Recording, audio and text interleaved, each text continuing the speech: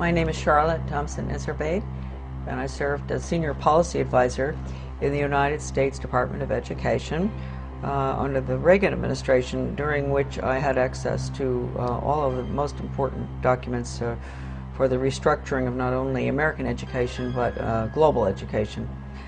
And I'm also the author of The Deliberate Dumbing Down of America, which gets into all of this, gives the background of what I saw not only in the Department of Education but as a local school board member. I was trained to identify the resistors too, the sex ed, drug ed, alcohol ed, suicide ed, death ed, those good smart Americans who realize that anything that has education hanging off the end of it is probably not what they're looking for.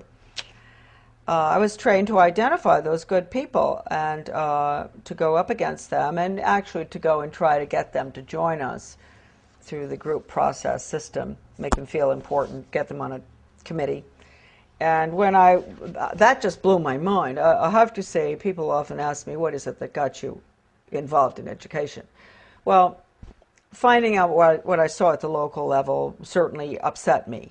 When I went and I saw that Americans were being trained to identify resistors, then I got pretty upset. And luckily, there was a big book that came with the in-service training called Innovations in Education, A Change Agent's Guide.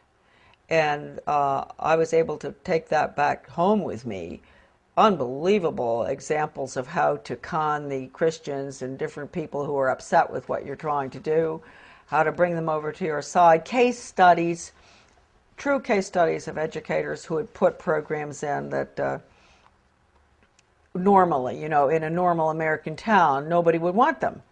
How did they manage to get them in? How did they con the people? And the other thing was, not only was I trained to identify the resistors, I was trained to go to the important people, high profile, highly thought of people in the community, with the Rotary and Chamber of Commerce, Garden Club, you name it, the different groups in our towns.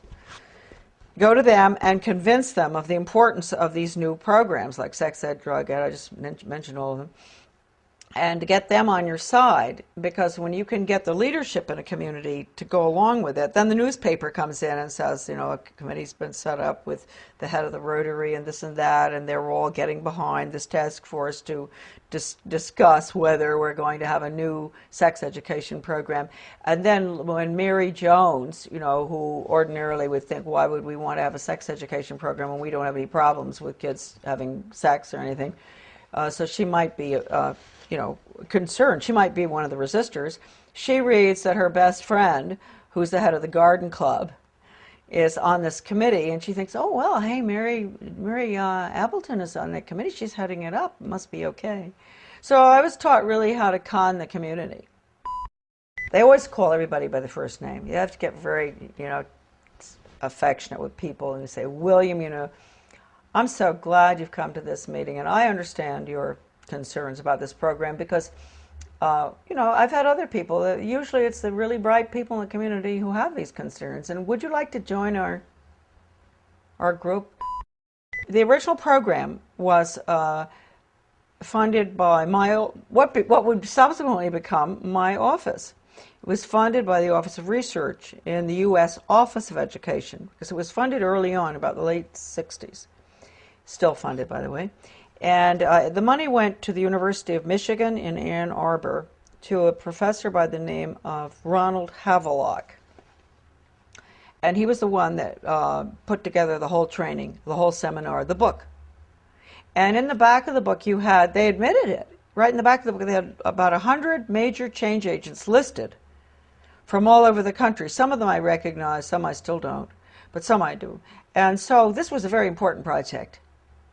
And it was being carried out I'm sure, all over the country, not just where I was.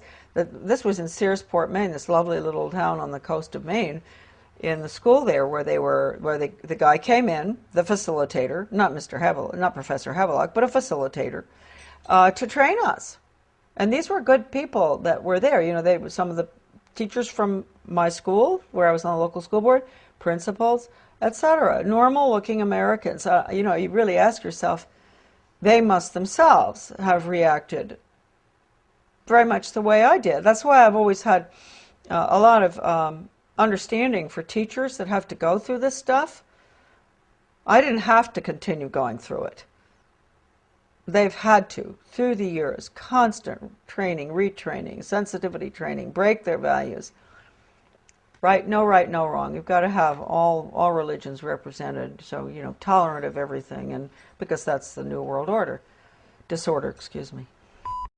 Professor Benjamin Bloom is probably the most important behavioral psychologist ever to live. I mean, maybe not quite as much as Pavlov and Skinner, but he really implemented the system in education in the United States. And he was the author of the Taxonomy of Educational Objectives. And I know that doesn't mean much to us. It means a lot to teachers. They know. All teachers have to go through that, Bloom's taxonomy. And just to give you an idea of how blatant they are, Benjamin Bloom said the purpose of education, and I often say this to parents, really, listen to this. You think the purpose of education is reading, writing, and arithmetic? The purpose of education is to change the thoughts, actions, and feelings of students.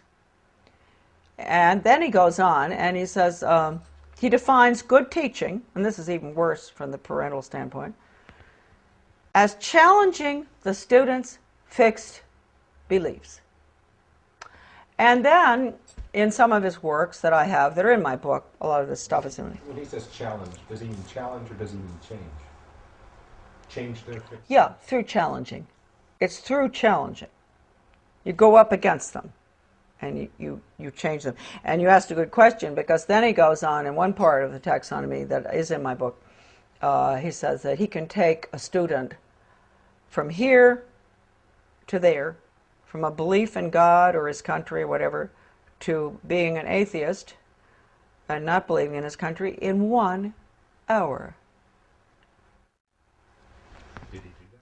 Oh yeah, he does it. And I've seen it with students. I've seen it with young people. And they don't even know, and teachers don't even know. That's why if you talk to teachers about it often, they'll really have an awfully hard time dealing with it. And if you go up to a superintendent, an educational administrator, superintendent or whatever, and you ask him or her, have you ever been through sensitivity training? They'll usually crack up because they went through it. They're the worst, those programs. I've been through them. I mean, how can anything be worse than some of the ones that the regular classroom has? But they're the worst. What do they teach the children? To bring about change. They put them through role-playing, psychodrama, all these psychological techniques where they play the part of starving children, and the other one plays the part of a very wealthy industrialist child. And, you know, they bring about the attitude and value change through the emotions. You know how young people are. You know, they're naturally very altruistic, and they want to help, and they don't like to see poverty around the world. And so what they'll do is, just like I think I mentioned to you earlier, or I don't know whether I did, going into the teacher putting in the new social studies program in our community and walking through, taking the little tots through town and identifying big rich people's houses and small poor people's houses. That's a perfect example of what I'm talking about. Getting them young and making them feel sorry for the people who live in the trailer across from the captain's house, because they only eat hot dogs, not steak. And then they'll do the same thing with Ethiopia or wherever, some third world country, showing them the children dying, and then they'll show pictures of our affluence. And what do you eat for breakfast? Oh, you have eggs and bacon and cereal and orange juice and grapefruit and everything. Yum, yum, yum. Do you really think it's fair? Common unity. That's what we call it, common unity. There's no role for the individual in the community. And for everything that goes on in the Soviet Union, or communism, is based on the community, the commune.